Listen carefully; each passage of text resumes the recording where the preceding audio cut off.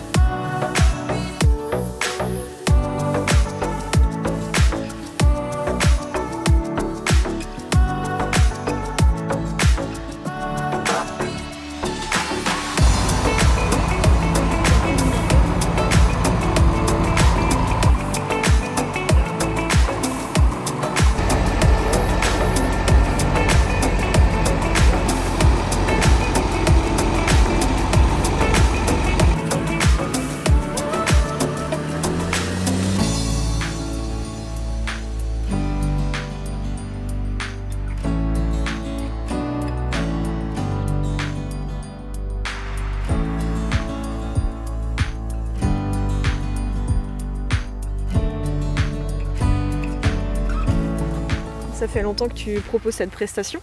On s'est installé en 2018. Février 2019, on a eu besoin des chenilles pour l'épandage d'engrais. Donc on a fait appel à nos collègues qui avaient une dameuse à l'époque et qui sont venus faire la prestation pour nous et nos clients, quoi. 2020, nous avons monté les chenilles sur le tracteur parce qu'on avait des chenilles sur la batteuse pour la récolte de maïs grain. Et donc 2020, on a fait une grosse saison d'épandage avec les chenilles et cette année, rebolote à nouveau, quoi. Tu as eu l'expérience aussi avec une dameuse. Pourquoi plutôt avoir mis 4 chenilles sur un tracteur qu'une dameuse? On a remarqué par rapport à la chenillette ou la dameuse qu'il y avait moins de sections sur la feuille de céréales. Comme nous avons des chenilles en caoutchouc, c'est plus tendre avec la culture. Et comme le tracteur arrive à braquer, comme s'il avait des roues, donc il y a moins d'accroche au sol quand on fait demi-tour dans les bouts de champ, quoi. D'accord. Comme on avait 4 chenilles sur la batteuse, je me dis si on peut éviter de les laisser dans le hangar aussi au mois de février et qu'elles peuvent être utiles pour l'épandage d'engrais, autant en bénéficier. Et donc on s'est posé toutes les questions avec notre vendeur de chenilles et qui nous a dit que sur un tracteur, si la prépondérance était bonne, il n'y avait pas de souci, quoi. Là, on peut voir que le plant de céréales entre les crampons n'est pas du tout abîmé. Et ce qui est écrasé par la chenille, c'est comme un pneu de tracteur. En fait, les feuilles restent intactes et ça va repartir après, quoi. Et on peut même constater, quand il a fait demi-tour le tracteur, qu'il n'y a pas de ripage au sol comme une dameuse, quoi. La structure du sol est intacte, la culture n'a pas été abîmée non plus, quoi. Et donc les clients ont remarqué cet avantage-là aussi depuis qu'on le pratique et c'est pour ça qu'aujourd'hui on a plus de boulot avec ces chenilles-là aussi, quoi. C'était un bon choix de prendre plutôt 4 chenilles qu'une dameuse, sachant que ça a une double utilité en plus encore. Parce qu'ici on est dans un secteur où la terre est très argileuse et au mois de novembre on peut se retrouver coincé pour récolter le maïs et puis au mois de février coincé pour les épandages d'engrais.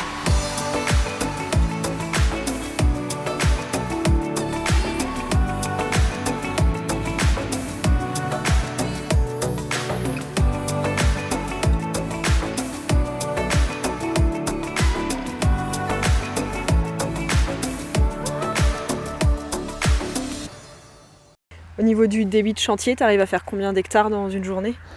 Si le chantier est bien organisé, on arrive à, si les clients sont prêts avec les remorques pour amener l'engrais au champ, on arrive à entre 120 et 150 hectares dans la journée. Après c'est suivant le parcellaire, mais moins de 100 hectares c'est rare, et puis on va jusqu'à 150. Ouais. D'accord. Sachant qu'on a évolué aussi depuis 2 ans, par rapport à 2 ans, il y a un épandeur qui est plus performant, coupure de tronçon, pesée, donc on gagne énormément de temps dans la journée, quoi. Ouais. Et puis on fait du multi-jalonnage, comme on rayonne on va dire de Ambon on va jusque dans le Finistère, côté Concarneau. Et donc il y a du multi-jalonnage, on va du 20 mètres jusqu'à 42, donc cet épandeur-là s'adapte très bien à ces choses-là, quoi. Quand tu es au sud Finistère, tu es à combien de kilomètres là, de la base ici? On est quasiment à 100-110 km de la base, quoi. Après c'est un secteur que je connais puisque je suis originaire du sud Finistère, et donc on a gardé des contacts là-bas, et aujourd'hui personne ne fait ces épandages-là sur la côte finistérienne, quoi. Parce que c'est la même terre qu'ici un peu, c'est argileux, donc très humide. Et puis quand on goûte aux chenilles aussi, c'est pour l'entrepreneur l'été, c'est un gain aussi, parce que on ne passe plus dans les ornières avec les batteuses, avec les rounes, il y a moins de casse aussi derrière. Donc tout le monde y trouve un intérêt au bout du compte, quoi. Tu t'organises comment? Tu as toujours 2 personnes là, parce que j'ai vu une personne qui est sur le porte-char et une personne du coup sur l'épandeur. Oui, j'ai un gars avec une voiture pour convoyer déjà sur la route, parce qu'on est en grande largeur, et un gars sur le porte-char, et celui qui est avec la voiture après monte sur l'épandeur pour épandre. Comme ça l'autre gars a le temps de se garer avec le porte-char et puis se préparer à repartir pour aller à l'autre parcelle. C'est bien optimisé, quoi. On essaye de gagner du temps au maximum, parce que des fois les fenêtres météo peuvent être courtes aussi, on peut se retrouver 2 jours sans épandre avec le vent.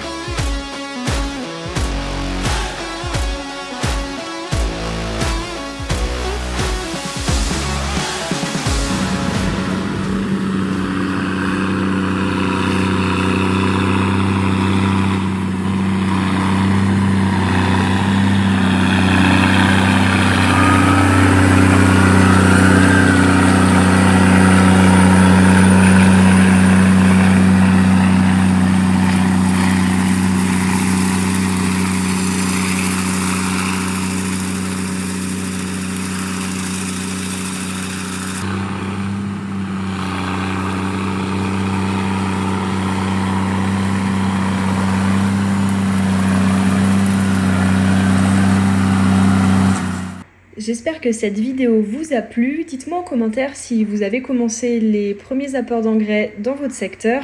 En attendant le prochain épisode, vous pouvez toujours nous suivre sur nos réseaux Facebook, Insta et TikTok.